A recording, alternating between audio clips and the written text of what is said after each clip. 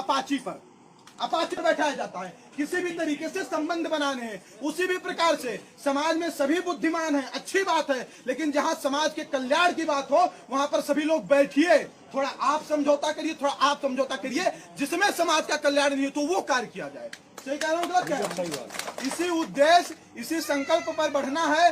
भेड़ चाल अगर हम नहीं चढ़ेंगे तो परिवर्तन आएगा। ये अगर नहीं सोचेंगे कि 22 साल का लड़का हमें सिखा रहा है तो परिवर्तन आएगा। जिस दिन ये ईगो आ गया कि ये क्यों करेंगे वो करेंगे, तो ये जान लो मैं भी चिल्लाकर मर जाऊंगा, आप भी चिल्लाकर मर जाओगे, ना आप मेरा साथ दे पाओगे और ना मैं आपका दे पाऊंगा, तो फिर समाज भी विनाश की तरफ चला जाएगा। सही कह रहा हूँ, गलत कह रहा हूँ? सही कह रहा हूँ, गलत कह रहा हूँ? सिर्फ देखिए, परिस्थितियों के हिसाब से संगठन को आगे बढ़ाना है। आज बहुत सारी हमने 100 आर्मी का गठन किया। 100 आर्मी का गठन क्यों किया?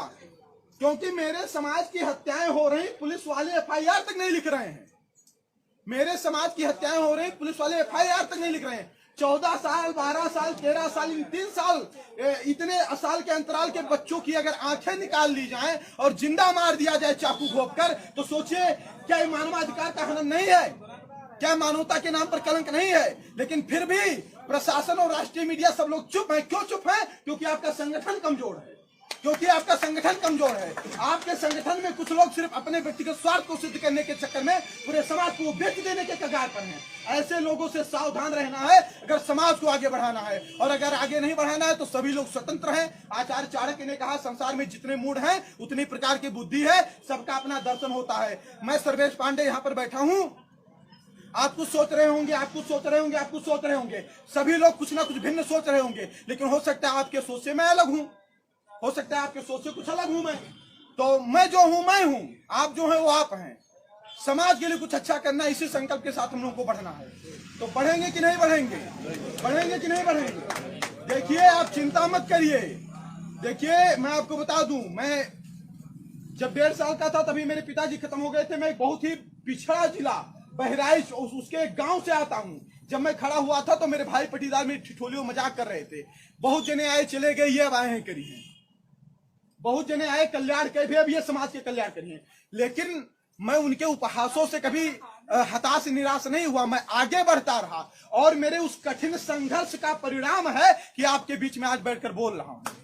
मेरे उस कठिन संघर्ष का परिणाम है कि आपके बीच में बैठकर बोल रहा हूं। और एक अकेला सर्वेश पांडे जब बहराइच से चलता है, आज लाखों फॉलोअर हैं, करोड़ों आदमी साथ देने को तैयार हैं, हजारों आदमी, तो सोचिए कि ऐसे अगर 100 सर्वेश पांडे पैदा हो गए तो पृथ्वी को हम हिला देंगे। एकदम हिला देंगे कि नहीं हिला देंगे? हिला देंगे कि नहीं हिला देंगे? एक बात मैं आपको और बता दूं, हम किंग बने या ना बने, लेकिन हम हमेशा किंग मेकर रहे हैं। हम किंग बने या ना बने, हम हमेशा किंग मेकर रहे हैं। बहुत सारे किसी की भी सरकारें हो, वाम पंथ से लेकर दक्षिण पंथ तक, राष्ट्रवाद से लेकर समाजवाद तक, और कोई भी पार्टी हो, बिना हमारे निर्देशों, आदेशों और नीतियों के वो चल नहीं सकती हैं। लेकिन हमको अपने आप को सोचने की आवश्यकता है। हमारा भाई बसपा में है, अच्छी बातें रहे।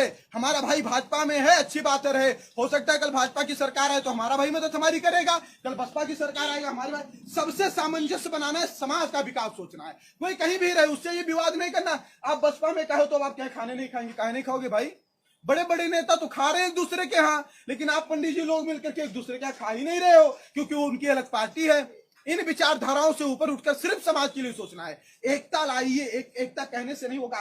बहुतों को मैं देखता हूं कि जब वो मंच पर चढ़ते हैं ना, तो लगता है कि गांधी जी की आत्मा प्रवेश कर गई है उनके अंदर। जब वो मंच पर चढ़ते हैं तो लगता है गांधी जी की आत्मा प्रवेश कर गई उनके अंदर। अभी ब्राह्मण हित की बात करेंगे, लेकिन जब पूत की शादी ठानेंगे तो बिना फॉर्चूनर लिए शादी नहीं करेंगे, बिना फॉर्चूनर लिए शादी नहीं करेंगे।